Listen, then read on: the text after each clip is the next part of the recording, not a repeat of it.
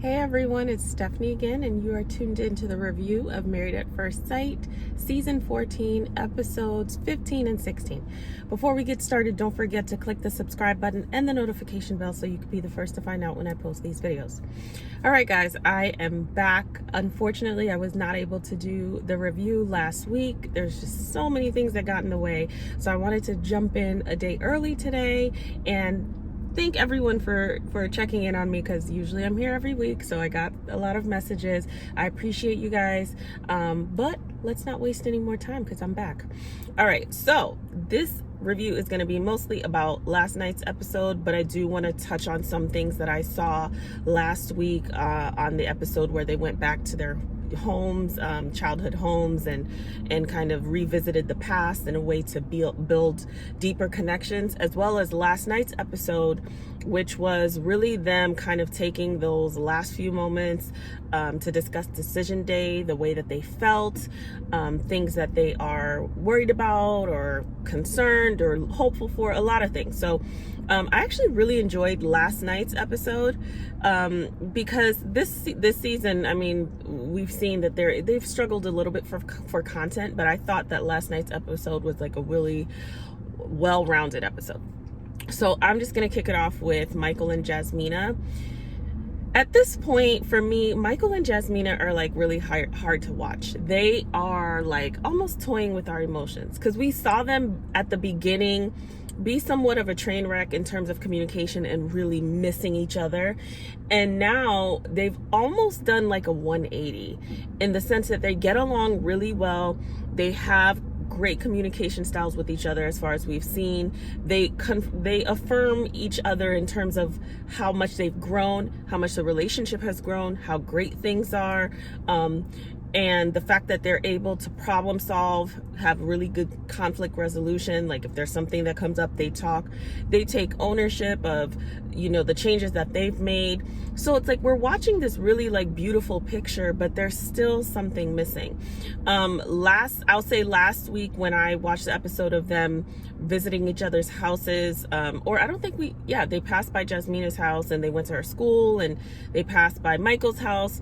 I thought that it was like bittersweet watching Jasmina, because there's still so much pain there. And in her letter to herself, how her father left, her mother left, and all these things, those are things that are still with her, and protect her in some ways, but probably impede in the depths of new relationships and long-lasting relationships.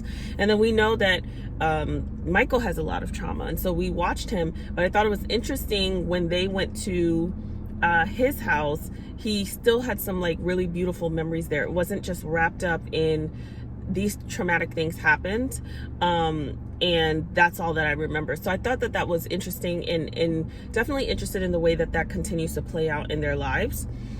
This week's episode, listen, they are like so stuck in the friend zone. They are stuck in the friend zone, and I think that's why it's hard to watch, because a lot of us are saying, okay, she's just not attracted to him. However, I think that it's important, if you're going to go this far to, get married at first sight, I think you have to be willing to kind of do things more unorthodox and things that make you a little uncomfortable. And I know it's like, oh, okay, well, she got married at first sight, but still, like within the relationship, because a relationship is a continual thing that evolves. So it's not something that's like, okay, I did this big thing and now these things are supposed to happen from them, and you have to do more. I really think that Michael and Jasmina need to push the envelope on their level of intimacy, because they're doing things that are comfortable. They're so close to the edge, but then nothing's happening. And I say that because sometimes you meet someone and explosive and it's immediate chemistry, but there's a lot of people out here who are with the love of their lives, people they ended up with, who at first said, I couldn't stand this person, I didn't like them, I didn't find them attractive, and then there's a moment, there's a shift. And I think that either the opportunity happens or you have to create it. And I think they need to find a way to push themselves, to really say, okay, these are the ways that we've been intimate. Here is the way that we are going to up the ante a little bit. And then if it's not something that we're both enjoying, then we know, hey, okay, this is really something that is just not meant for us, or something that just is not a vibe for us. Because they can kiss and it could turn into, wait a minute, like, okay, like I wasn't expecting that. Like, I'm not seeing anything. Like, they say they hold hands and, you know, they sit close and they play fight, and you can do that with your homeboy. Like, what is the difference? You know, and she was talking with a good friend of hers, and I'm thinking, what's the difference with this friend that you're talking to about decision day, this guy, versus Michael? Like, there's nothing happening differently. I think they really, I don't know, do a sensual massage, but it has to be intentional for them, because they're not doing it by themselves and they're not doing it naturally. So it has to be like, you know what, we're gonna, whatever I'm comfortable with, and that would be determined by them, we're gonna do this, and if it feels good, let's roll with it. Because you have to be intentional about taking yourself out of the friend zone, you know.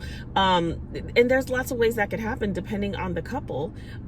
If you start paying attention more to cues, I think they're playing it so safe and they're so in their heads that they're gonna get in their way.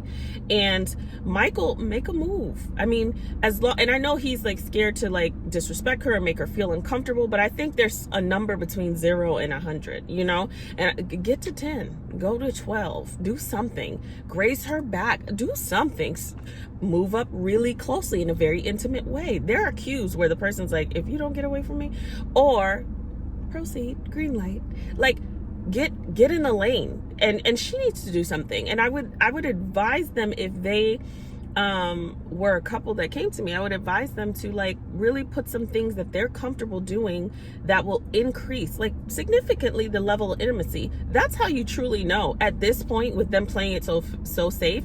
That's how they'll truly know if they are really meant to go somewhere else, or if there's a spark. Like, you have to do something. So they're hard to watch, because I'm like, you know what, they could really surprise us if they found that moment for themselves to say, okay, I really could see beyond this, or wow, I didn't see this person in this way and now I do. I think they could really surprise us, because they have done such a 180. And every couple who's together doesn't start out with this story of, oh, I saw them across the room and I knew they were the one, or I was immediately attracted. Like, there's a bunch of people who have the opposite story, and then something happens.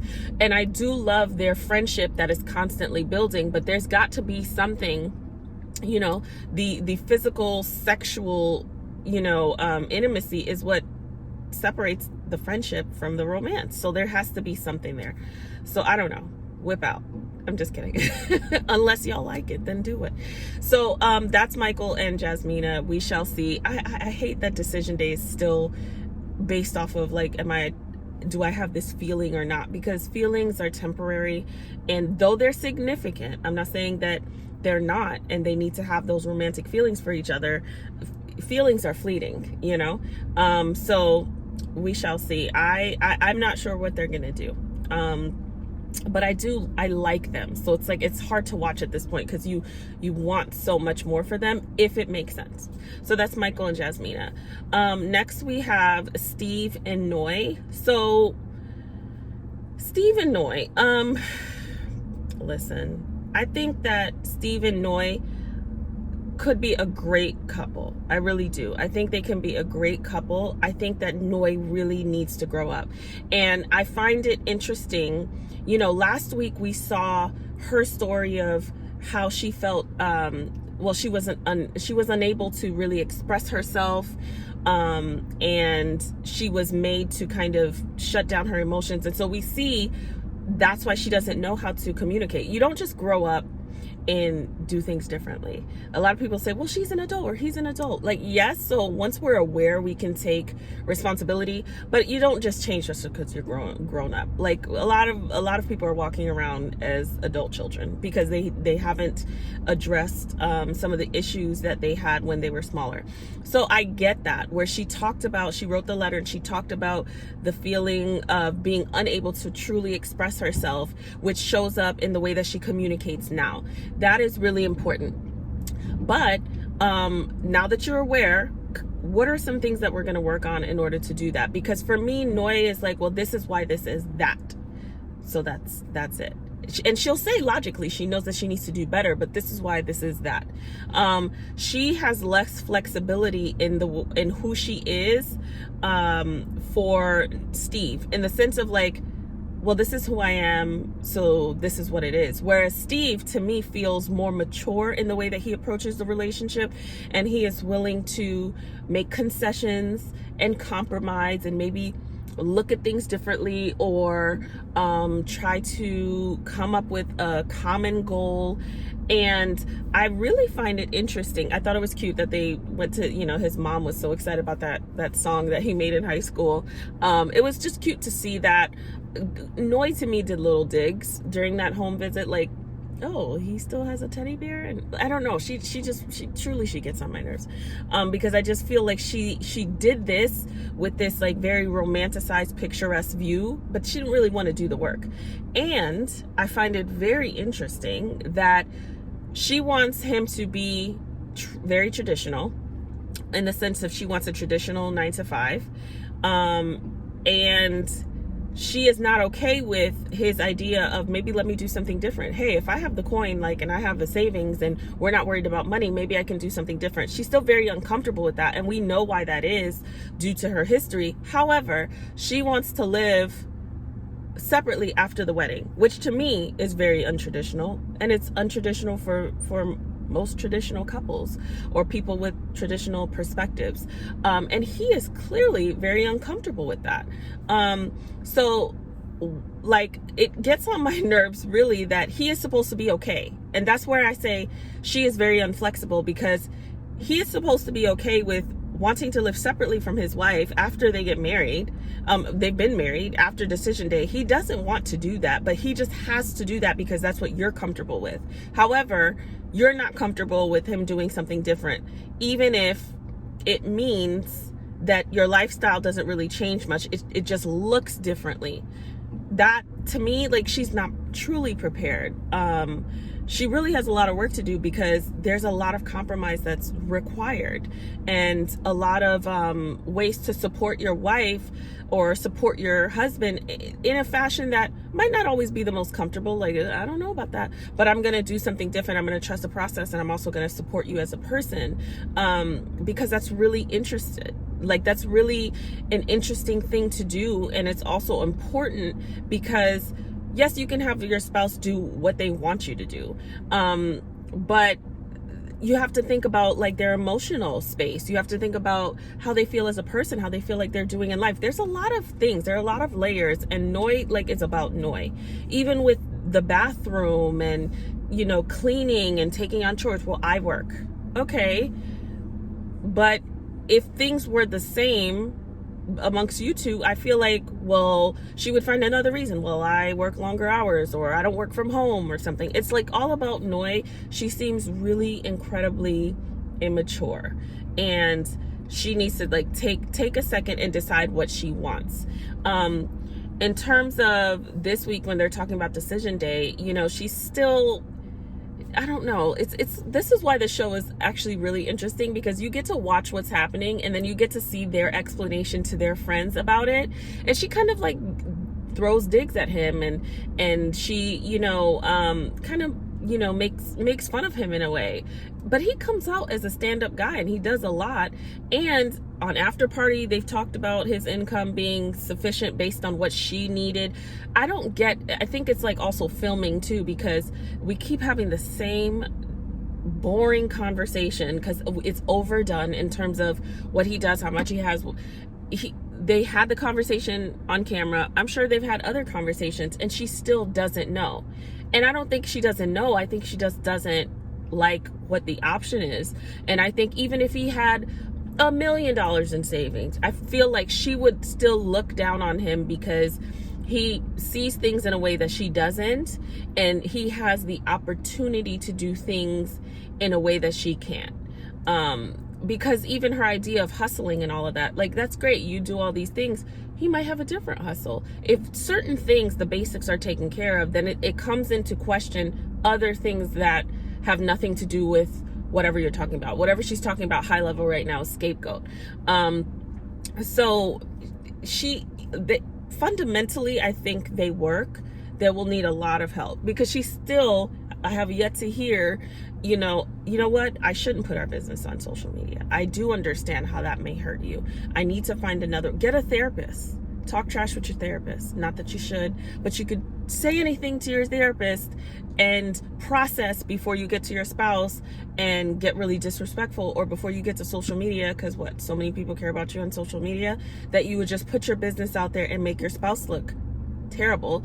And also with that, exposing yourself, you teach people how to treat you, you teach people how to treat your spouse, and you teach people how to treat your marriage. So it's important that you don't put yourself out there or put your spouse out there, because then people won't respect it, because then they see you don't respect it. So there's like a lot of things that she needs to learn. Steve isn't perfect, but what I have seen, and I said, hey, say what your plan is.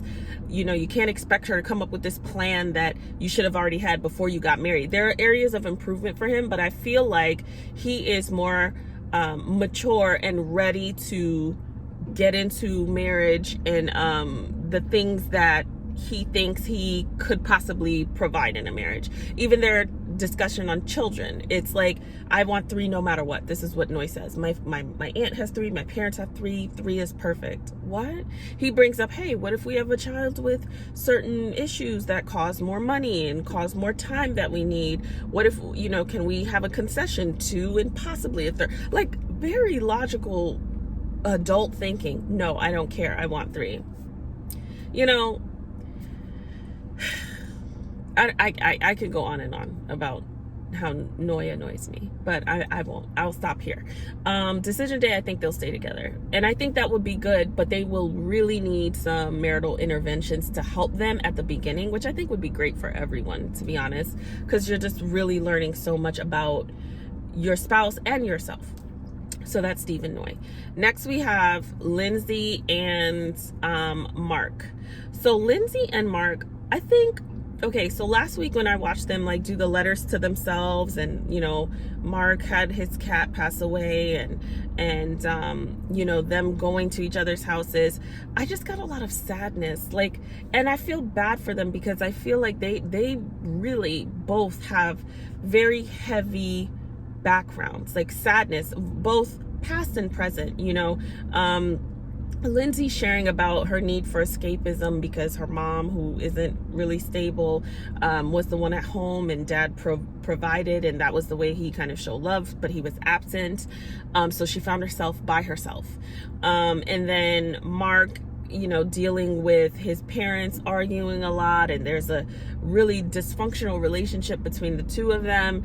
And even when he was standing outside of the house and he'd say, oh, my mom would stand there in the window, and and I thought it was going to be something sweet, and she would say, hey, John, come for dinner, honey. And he was and he'd say, John, you're something very negative. I was like, oh my God, that's not how I thought this would turn out. It just sounds so sad. And it's two, I don't want to say broken people, but because I think we all have something that we're broken about, but it's really watching them at that moment. It's like two people who probably have not figured out their broken selves, coming together and trying to make it work, and trying not to redo history, but also not knowing how to not redo it, because they haven't learned how to move beyond that. And it just felt sad. And I think genuinely they're probably good on paper, but right now with each other doesn't work out. And I will say this, moving forward to this week, Lindsay, we could say a lot about Lindsay, okay? But Lindsay has been through a lot with Mark. When we have seen what Mark has gone through in these, at this point, is 6 weeks, 7 weeks? She's gone through a lot. She has really been what a wife who's been in the game for a minute, with all the stuff that he's dealt with, his mom and the moving out, and his landlord and moving out of his place and cleaning up his mom's home, and his cat passing away. She's been there for a lot of things. And that is who she is. You know, she is a nurturer. You know, she has stuff going on, okay? But she is a nurturer, and she likes to get in, and I think that's where she feels valued, and that's where she finds the way to show her love. And Mark likes that. And we saw that validated this week when he was saying, I like that she's there for these things, and I like her being there. You know, and Mark has had a lot go on, and Mark has had some patience with her, but also Mark doesn't necessarily show up or is very present. That has been a recurring theme, and is very inconsistent. That has been a recurring theme from her at the very beginning. So Mark is not perfect. He's just quieter in his nonsense, but he's not perfect. And one of the things that concerned me was he likes her, and I know that they've had these real not so great, you know, episodes, but one of the things that he likes about her, or I think the main theme that he likes about her, is her support. But like, that your friend could support you. So I'm looking at what is going on between them romantically that could sustain like a marriage, a partnership in love, and, you know, bringing about children, which they both want. First of all, oh my God, bring about children. I could, the last thing I could have seen, it's not the last thing. The last thing I wanted to see, but it would have to be on the list to even be the last thing, is this test that they did at the very beginning of this week's episode with the sperm count. I could have gone my entire life without, I was cringing at this scene. I didn't need it. I know y'all need content, but we could have done something else. It was a lot to see. But I thought of that now because they both want children, and then that's where my mind went. But I know all of you guys were cringing too, because I don't know who would have enjoyed that little scene that they had. But they are a very quirky couple together. But yeah, I'm wondering, you know, what is there that is truly about, oh, I really want to be with this person, not the convenience of what this person brings. But I do think that he likes her as a person enough, and when they're in a good space, they're in a great space, and that's why he can say, you know what, at the times that it matters, because these are big events, at the times that it matters, she's there, and that's significant. And you can't get that from everyone. He could find somebody that he has initial sparks with, but she's like, you have way too much baggage, and I don't want to help you carry it.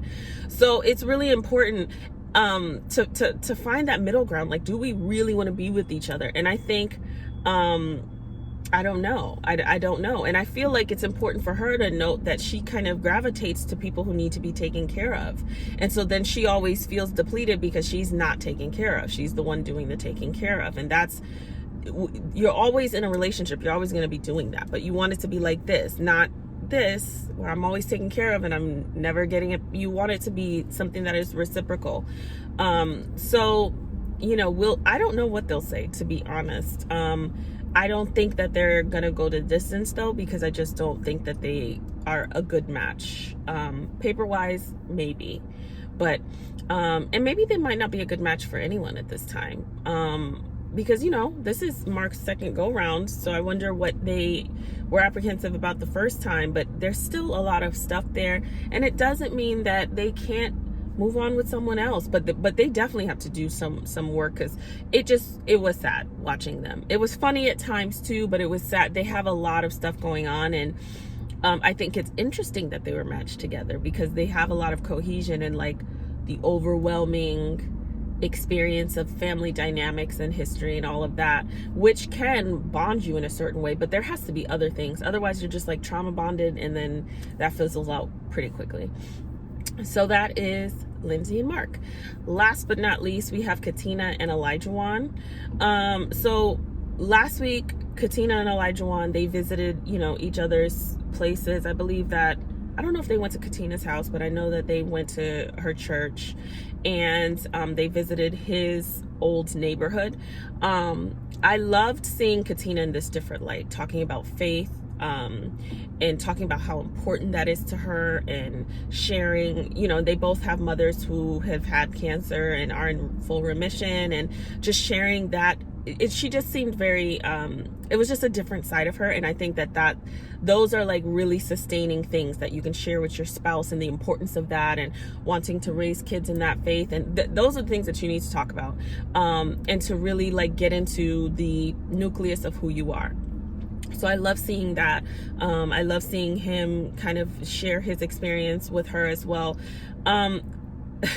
When they visited his old neighborhood, I understood his background and his story about like, this is why he's so passionate, and this is how he responds that way. And he said something like, I know, I'm hard on you, but XYZ. But to me, it still was like, no, you're not the only one to come from a rough neighborhood. We can't just say, well, this is why, and so that's it. Like, especially if it's negative, we have to say, this is why it's a problem, and that's something that I'm working on. And then how are we working on it? What interventions are we including in order to do better? Because we can always say we're working on something, but like, are we?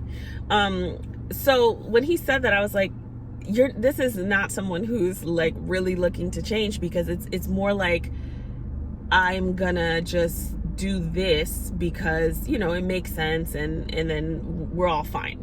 So I didn't love that. This week, I don't know. I told you guys, I feel bad for Katina, because I almost feel like she's like wounded from her past, wounded from her just history of relationships. And so she like overcompensates, or she tries to accommodate, like when they had dinner, she said, you're kind of like tough on me and stuff like that. But I like that. But do you? I don't think you do. I think you may like the goal of like trying to better you. I don't think you like the delivery or the pressure associated with it. I feel like they're in two different places in terms of like who they are and what they truly want in a spouse. I think they genuinely like each other and have a good time, and they validate that all the time. But I don't think it's enough to sustain something long term. Do I think they'll stay together? I feel like they might. I feel like they might stay together. But here's the problem. Elijah, last night I was just like, okay, I can't, because Elijah is going to do what Elijah wants to do for himself. And he's not necessarily thinking of he's thinking of me, in the sense that if it's not, and he validated that, because he said, do what you need to do. I mean, that speech before she left was awful. Like, do what you need to do for yourself, because I'm going to do what I need to do for myself. How you do some things is how you do all things. When they had the group game and they picked teams, who picked first? I forgot who picked first, but they picked their spouse because they knew better. Well, Elijah says, sorry, Katina, laughs out loud, but then pick Steve. That seems small. It's just a game, okay? But the reality is, I think Mark picked Lindsay. The reality is, that was very reflective of who he is as a person. Like, I may like you or care about you, but I'm going to do me no matter what. And then circled back and picked his spouse. So that means that his needs are primary, no matter what. It doesn't matter about her feelings. So he is going to do what he's going to do if it works for him at any cost. And I think that's where it sucks for her, because she has a position to be hurt. She's looking at it as we, and he's looking at it he. I just don't care for his delivery. I don't care for his demands as a spouse. I do think that here's the thing with Elijah. I think that he is totally okay with choosing a particular type of life that he wants. There's a lot that could be said about Elijah, but he has the right to say, listen, I don't want to do this, or this is what I like, or this is what I want my life to look like, or this is ideally what I would love in a spouse. It's his delivery that comes off so archaic and so demanding and so arrogant and so rude and so entitled. That's the problem. But he has the right, because when you think about it, with her life path and what she's choosing to do and how long it'll take and what they'll do, that will be his life too. And he has work to be able to have a particular type of freedom now that she won't have, and it will impact his life. And he can say, listen, like, if this means it's going to take another 5 to 6 years for you to really fully be able to do whatever, and now we have a child and life has changed, and I don't know that I want that. I'm okay with that, because I am an avid fanatic of Grey's Anatomy. I love Grey's Anatomy. So I'll make this quick because this is not a Grey's Anatomy review. But there was an episode where there was a doctor who fell in love with this patient who did insurance or whatever he did. I don't remember. But then he, throughout their relationship, was like, oh my God, I've always wanted to go to medical school. And maybe I could become a surgeon. And she was like, whoa, wait a minute. Like, I like things like this. Like, because she was a surgeon and he did what he did. And she was kind of like, of course he said, I don't, you're not supporting me. But her point was, well, now life will look different, because if you're going to be a surgeon, now we have another 12 years of this life that I wouldn't have signed up for this if I knew that my life would be deterred for 12 years. Though that might be selfish for some, that person has a right to say, listen, I'm starting out here and this is what I desire at this point in my life. And I did, now switching back to, this show, I did this experiment to meet someone who was more aligned with the life that I'm trying to live now. I think it's just his delivery.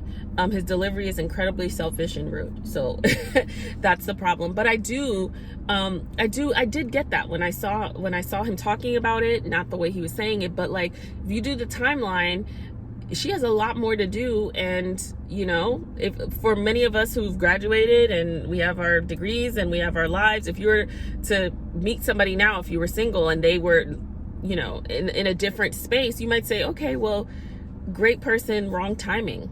And that might be it. And it's okay. It's delivery. I just feel bad because Katina's all in, and Katina is willing to compromise, maybe to the detriment of herself, in a way that he is not. It's okay to choose yourself, but there's a way to go about it. There's a way to go about it, especially if by choosing yourself, it'll be better for the other person, because you may not show up in a great way if you choose that other person for the wrong reason. So, that is Katina and Olajuwon. I think they might stay together. I do. I try not to watch the spoilers. We live in a world of spoilers. So I've seen so many things. Thank God I don't even remember them at this point. I will say that the most unlikely pairing, though, in this episode was Katina not Katina, Lindsay and Olajuwon just hanging out and talking. Like, who would have thought? I was like, wait, what is this scene? But I thought it was cool to see them together, hanging out. And who would have thought? I mean, who would have thought? We saw the honeymoon. We saw what happened in the honeymoon. But I think it just goes to show, you give people like the chance, you square it out, and then you move on. Because it's not always there's an issue and then you never talk to the person again, or you can't stand them forever. Like, we're adults, we can grow up. I liked seeing that because it was so surprising to me, and they've moved on and they have now found like comfort in each other because of their similarities. And they always say, like, a person that you can't stand, you usually have a lot of similarities with. So, there's that. All right, guys. Well, thanks for hanging out with me. Don't forget to comment, subscribe, and share. And I believe next week they are doing like a round table with some of the old Married at First Sight people. So I'm not going to do a review on that. And I will be back for Decision Day. All right, guys, everyone have a wonderful week.